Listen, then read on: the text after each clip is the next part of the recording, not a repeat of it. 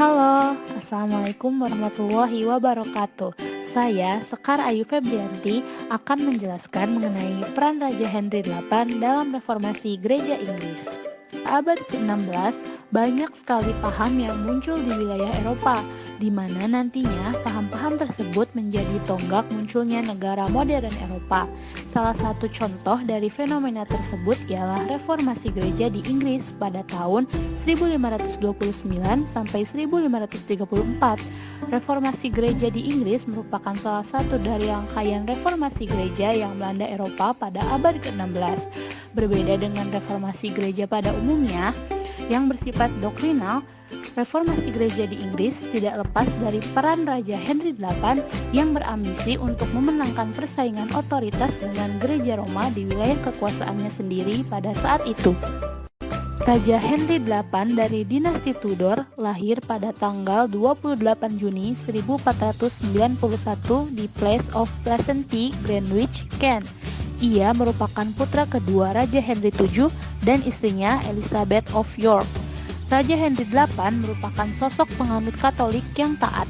Sebelum menduduki tahta, Raja Henry VIII merupakan seorang anak yang dipersiapkan untuk mengisi jabatan dalam gereja. Raja Henry VIII resmi menjadi seorang raja kerajaan Inggris pada tahun 1509 untuk menggantikan ayahnya, Raja Henry VII. Pada saat itu, ia masih berusia 17 tahun.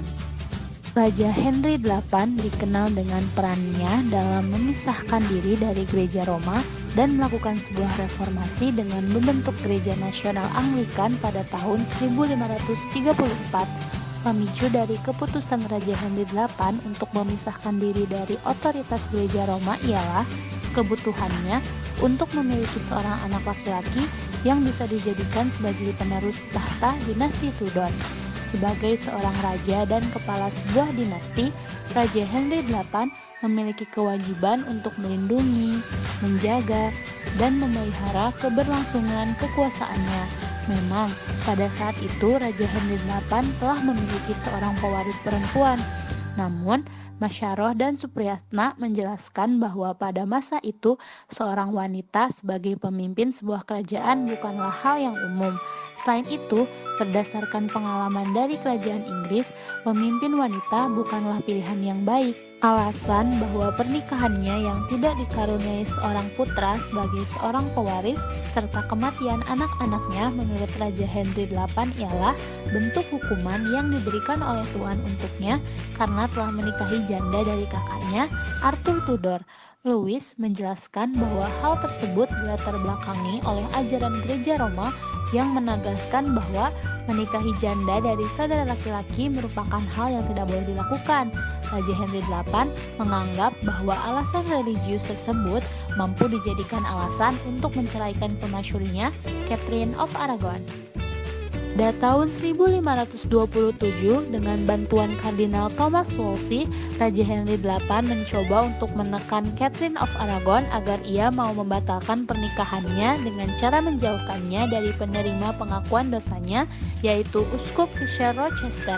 Raja Henry VIII juga mengajukan permintaan dispensasi pada Paus Clement VII agar merestui pembatalan pernikahannya dengan Catherine of Aragon. Namun pada saat itu Kepausan di Vatikan sedang mengalami kesulitan yang berhubungan dengan keponakan Catherine of Aragon, Kaisar Charles V. Putusan Raja Henry VIII untuk melepaskan diri dari otoritas gereja Roma merupakan keputusan yang dianggap kontroversial pada saat itu. Hal ini dikarenakan hubungan baik yang terjalin antara kerajaan Inggris dan gereja Roma yang terlihat dari pembelaan yang dilakukan oleh Raja Henry VIII atas 95 dalil yang dituduhkan oleh Martin Luther pada pihak gereja Roma pada masa awal reformasi gereja di Eropa Barat. Lalu pada saat itu otoritas gereja Roma dalam kehidupan masyarakat Eropa merupakan otoritas yang mutlak. Selama berabad-abad, pada abad pertengahan kehidupan manusia diatur oleh Tuhan dengan dua macam penguasa, yaitu yang bersifat ketuhanan yang dikepalai oleh paus dan yang bersifat keduniawian yang dikepalai oleh seorang raja. Dalam memperjuangkan ambisinya, Raja Henry VIII mengalami beberapa hambatan. Lukas menjelaskan bahwa terdapat dua hambatan yang dihadapi oleh Raja Henry VIII, yaitu di mata agama, Raja Henry VIII dan Catherine of Aragon merupakan pasangan yang resmi menikah. Pernikahan merupakan salah satu aspek dalam 7 sakramen yang sifatnya tidak dapat diganggu-gugat, selain persetujuan dari Paus. Oleh karena itu, untuk mewujudkan keinginannya, Raja Henry VIII harus mendapatkan persetujuan dari Paus Clemens VII. Dan yang kedua ialah adanya tragedi Secret of Rome pada tahun 1527 yang menyebabkan Paus Clemens VII menolak permintaan Raja Henry VIII. Saat itu, Paus Clemens VII bergabung dengan Liga Cognac bersama dengan Prancis, Florence, Milan, dan Venesia agar dapat mengusir Spanyol dari Italia dan menghentikan kekuasaan Kaisar Charles V di peninsula. Namun, ketika Raja Henry VIII mengajukan permohonan pada Paus Clemens VII, pasukan Kaisar Charles V dan pasukan Jerman telah mengepung Roma. Raja Henry VIII merasa tidak setuju dengan keputusan yang diambil oleh Paus Clemens VII dan ia pun melampiaskan amarahnya kepada Wolsey, sehingga pada tanggal 19 Agustus 1529 Kardinal Wolsey dicabut dari jabatannya sebagai Lord Chancellor. Bertepatan pada saat itu pula parlemen baru didirikan. Parlemen ini merupakan parlemen anti kepausan yang hanya melaksanakan kehendak dari kerajaan. Raja Henry VIII memanfaatkan otoritas dalam posisinya sebagai seorang pemimpin kerajaan untuk memaksa para rohaniawan untuk membantunya melayangkan petisi pada Paus. Saat itu Raja Henry VIII belum memutuskan untuk memisahkan diri dari gereja Roma, hingga muncul rohaniawan bernama Thomas Cromwell yang mengatakan bahwa pernikahan antara Raja Henry VIII dan Catherine of Aragon dapat dibatalkan tanpa keterangan dari Paus. Clark mengungkapkan bahwa Paus Julius II berpendapat pernikahan antara Raja Henry VIII dan Catherine of Aragon merupakan hal yang menyalahi hukum, tetapi Paus Clemens VII tetap pada pendiriannya. Hal tersebut membuat Raja Henry VIII memberlakukan kembali hukum Premunire atau Statute of Premunire pada tahun 1530. Selain itu, Raja Henry VIII mendeklarasikan bahwa siapapun yang melakukan aktivitas apapun dengan hal yang berhubungan dengan kepausan, maka mereka akan terancam masuk penjara. Dengan peran Thomas Cromwell sebagai sekretarisnya, Raja Henry VIII berhasil membuat undang-undang untuk menyerang gereja dan kepausan melalui sumber keuangan mereka. Di antaranya, yang pertama, Mortuary Act dan Probate Act dikeluarkan pada tahun 1530 untuk menutup penghasilan para rohaniawan dari pelayanan pemakaman umat. Yang kedua, Mortmain Act dikeluarkan pada tahun 1532 dan berisi tentang larangan hak kepemilikan bagi para kaum rohaniawan.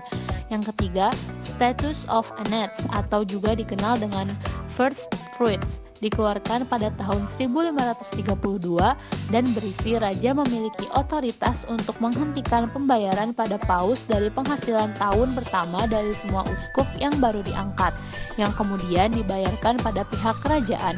Yang keempat, The Appointment of Bishop Act dikeluarkan pada tahun 1533 yang memiliki tujuan untuk memangkas habis pembayaran pada pihak gereja Roma atau kepausan agar biaya pembayaran tersebut dapat masuk ke dalam kas negara. Selain undang-undang tersebut, masih ada undang-undang lainnya yang bertujuan untuk melumpuhkan otoritas gereja di kerajaan, seperti yang pertama, Supplication Against Ordinaries. Undang-undang ini dikeluarkan pada tahun 1532. Ordinaries yang dimaksud ialah para biarawan yang dirasa menyalahgunakan otoritas gereja dengan berbagai tindakan yang tercela. Yang kedua, Submission of the Clergy. Undang-undang ini dikeluarkan oleh parlemen pada bulan Mei 1532. Undang-undang ini menyatakan bahwa hukum gereja hanya dapat dibuat atas seizin raja. Yang ketiga, The Act Restraint of Appeals dikeluarkan pada bulan April 1533. Undang-undang ini membahas mengenai aturan keagamaan yang setiap keputusannya merupakan otoritas dari raja, bukan dari yang lainnya. Maka Raja Henry VIII bebas melakukan setiap keputusan yang berhubungan dengan keagamaan, termasuk pernikahan, tanpa restu dari pihak lain. Dalam hal ini merupakan restu dari paus. Yang keempat, The Act of Supremacy, dikeluarkan pada tahun 1534. Sejak diberlakukannya The Act of Supremacy, Paus tidak berkuasa lagi atas gereja Inggris. Ia hanya diakui sebagai uskup Roma saja. Pada akhirnya, Raja Henry VIII memperoleh kemenangan serta berhasil untuk mengalahkan otoritas gereja Roma di daerah kekuasaannya sendiri. Selain itu, Raja Henry VIII membentuk Gereja Nasional Anglikan. Gereja Inggris atau Gereja Anglikan apabila disesuaikan dengan pemisahan diri dari gereja Roma secara gerejawi menurut hukum terbentuk pada bulan November 1534. Pemberian nama Anglikan ini berasal dari sebuah frase dalam Magna Carta yang dibuat oleh Raja John, Ecclesia Anglicana, yang memiliki arti gereja Inggris. Cukup sekian yang dapat saya sampaikan. Terima kasih. Wassalamualaikum warahmatullahi wabarakatuh.